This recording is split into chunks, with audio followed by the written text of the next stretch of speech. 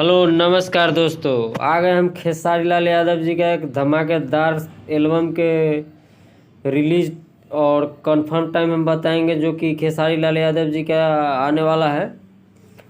एक गाने का नाम है नैहर के याद ताज़ा भई, जो कि अंतरा सिंह प्रियंका और खेसारी लाल यादव जी की जोड़ी में धमाकेदार सुनने को मिलेगा। और ये गाना आपको बहुत ही मज़ा आएगा सुनने में। खेसारी लाल यादव जी का नया धमाका होने वाला है। आइए हम आपको बताते हैं गाना कौन सा चैनल पर और कौन सा दिन आएगा और कितने बजे आएगा, टाइम हम बताते हैं।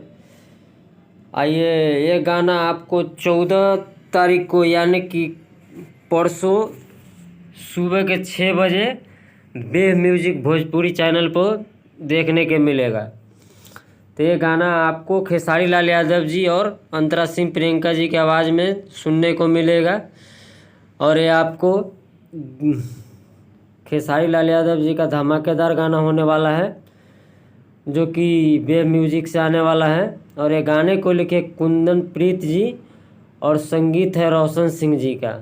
तो तैयार रहिए, आपको 14 तारीख को सुबह 6 बजे वेव म्यूजिक चैनल से ये गाना रिलीज होने वाला है। देखने के लिए धन्यवाद। Thanks for the watching.